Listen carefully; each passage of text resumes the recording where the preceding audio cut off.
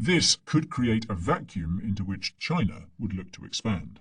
And then, of course, there's the BRICS: Brazil, Russia, India, China, and South Africa. This bloc of non-Western aligned nations appears to be forging closer ties and are even discussing creating their own common currency to rival the dollar. There's also talk of expanding the bloc to include other countries whose relations with the US are either already at rock bottom, see Iran, or on the decline, see, more concerningly, Saudi Arabia. Remember, that petrodollar agreement with the Saudis, agreed back in the 70s, was a major driver of dollar dominance. In the year since Russia invaded Ukraine and kicked off a proxy war with the US and its allies, the BRICS countries are becoming a more pronounced counterweight to the US sphere of influence. Russia is now, of course, an international pariah, but its fellow BRICS have either been supportive or carefully neutral since the war in Ukraine began. Saudi Arabia's relations with the US have meanwhile declined sharply in the last couple of years, with the kingdom's effective head of state, Mohammed bin Salman, now actively seeking closer ties with China. And a recent cut in oil production by OPEC, orchestrated by the Saudis, underscores how, in the words of the Washington Post, quote, "For better or worse, the era of American hegemony in the Middle East is over." Not even the most hardened of Washington hawks can claim that the US isn't facing the most serious threat to its standing in the world since the height of the Cold War. This enmity on the part of some can perhaps be best explained by a remark made back in 1971 by one John Connally, the United States Secretary of the Treasury during the Nixon administration.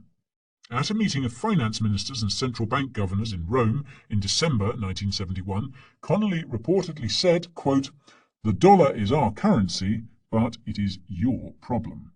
Recall that Nixon had taken the dollar off the gold standard just a few months earlier. Now, the context and exact wording of Connally's remark has been questioned in the years since, but whatever the case, it sums up neatly how the dollar's dominance has never been universally popular. As we've seen, actions taken by the US Federal Reserve can have implications around the world, and these have been keenly felt, especially in the past couple of years. The quantitative easing we saw during the pandemic, that is, the huge growth in the money supply of the United States, and the inflation that came about as a result, have affected all countries that hold dollars.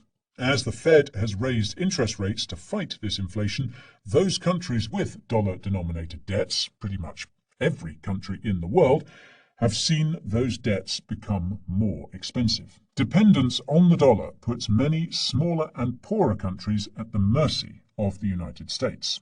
And this was in large part the reason behind El Salvador's adoption of Bitcoin as legal tender back in 2021, a desire to reduce the effects of reckless money printing by the United States and move away from US influence. Then there's the fact that the US is able to effectively weaponize the dollar against its enemies. Iran has suffered this fate for years, but perhaps the most striking example came in the wake of Russia's invasion of Ukraine. Just days after Putin's army crossed the border, the US froze around $630 billion of Russia's dollar reserves and began moves to cut Russian banks off from the SWIFT banking system. Nothing better illustrates to other countries around the world just what could happen to them if they fall foul of the US, and it's no coincidence that the aforementioned efforts by BRICS countries and others to move away from dollar dependence have come since then. So, a number of big economies are drifting ever further away from the United States and even discussing creating their own currency. Dependence on the US dollar has been shown to have severe consequences if you piss the Americans off, and in any case, it's been a problem for many countries for years. China is asserting itself across the world, especially in places like Africa, which the US has largely ignored. We covered this in a recent video, by the way, which is linked to in the description. The US's relationship with the world's biggest oil producer is under strain. Many countries, not just those opposed to the US, are beginning to use other currencies for trade, and, as if that wasn't enough, many are now predicting that the land of the free itself could be headed for some serious internal strife. Next year's presidential election is going to be, shall we say, a rather fraught affair. Now, taking all this together, you could be forgiven for thinking that the dollar's time is as good as up. It has been over 100 years after all, so maybe this is just the natural order of things asserting itself.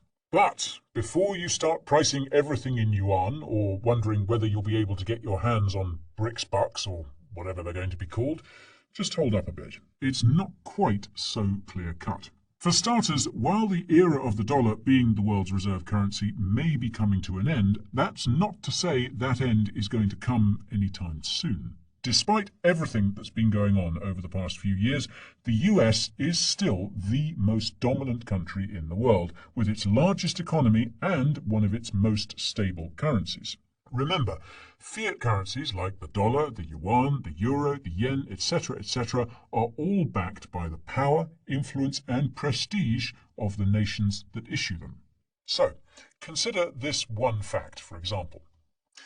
Collectively, the BRICS countries are projected to spend $378.5 billion on defense in 2023. Add in those BRICS wannabes, Saudi Arabia and Iran, and that rises to $465.7 billion. China, India, Russia and Saudi Arabia all spend more on defense than almost any other country, by the way. Thing is, the United States is projected to spend $778 billion on defense this year. That is some serious military hardware, technology and expertise backing up the buck, and no one else can even come close to matching the US on this front, even collectively. Then consider that, for all its many problems, the US is still doing pretty darn well in comparison to most other countries around the world. For example, China is facing some serious economic headwinds. Its economy is largely reliant on the property sector, which is looking decidedly wobbly. Its zero-COVID policy has been an unmitigated disaster, and the yuan itself has its own troubles. Moreover, the yuan is centrally controlled by the People's Bank of China and, by extension, the ruling Chinese Communist Party, or CCP. Central control means that the yuan's value is subject to political influence, as the CCP has the power to manipulate its exchange rate in order to achieve its policy goals. The yuan's value is not free-floating, in other words. This creates uncertainty and risk for foreign investors and businesses who may be concerned about potential currency manipulation and the impact it could have on their investments or their operations in China. Furthermore, the CCP's history of tight capital controls and restrictions on the convertibility of the yuan have long limited its use and acceptance abroad. Are other countries likely to adopt the yuan in the knowledge that the CCP can and does manipulate it for its own ends? Well, some perhaps, but not many. There's also the fact that China is sitting on a demographic time bomb.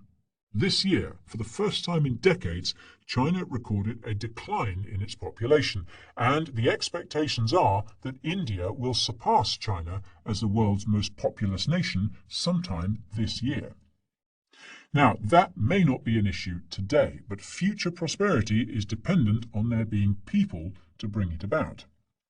While the US and indeed most Western nations face population growth issues of their own, it's likely that immigration from Central and South America should be enough to sustain the US labor force into the future. Good news for the dollar.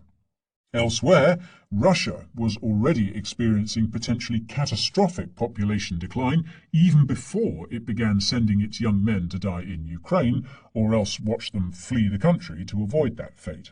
Its economy is now having to cope with the cost of the war, even if the impact of Western sanctions is open to debate. South Africa, meanwhile, can barely keep the lights on. Brazil has any number of social, political and economic issues on its plate. Ditto India, which, as it happens, doesn't see eye to eye with its neighbour and rival China on everything, while Iran is, well, Iran. Of those nations opposing the United States, Saudi Arabia may be in the strongest position given its almighty oil reserves, but whether or not it really wants to cut ties with the US or merely strengthen its hand in future negotiations is a moot point. There's also the fact that the Saudi rial is pegged to the dollar.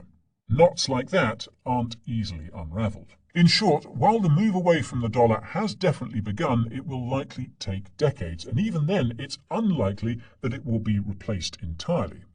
The world of the future is looking like being split between Chinese and American spheres of influence, and that means the dollar is going to continue to feature heavily. Yes, the yuan will take some of the dollar's market share, and a BRICS currency, if they're ever able to agree on one, would undoubtedly be an attractive opportunity for many countries that don't naturally align with the US. Bear in mind, though, the EU struggles with its own common currency, and those countries are much more politically and geographically aligned than the BRICS. And anyway, the dollar's status is so entrenched it will be difficult to dislodge. As Barron's put it, quote, "The pricing of oil and many other commodities in dollars isn't the cause of the greenback's role in the world economy, but a reflection of it. The US capital market's depth, breadth, and transparency are its bedrock and are overlaid by its military dominance and legal system. Put simply, no other nation or group of nations is going to be able to completely replace what the United States brings to the table to back up the mighty dollar." Having said all that, of course, there is a viable alternative to any fiat shitcoin that's gaining traction with every passing day. One that isn't controlled by any nation or single entity, one that can be transferred easily and quickly between parties with no intermediary, one that is entirely censorship resistant, decentralized, and cannot be seized. So, will we someday see Bitcoin as the world's reserve currency?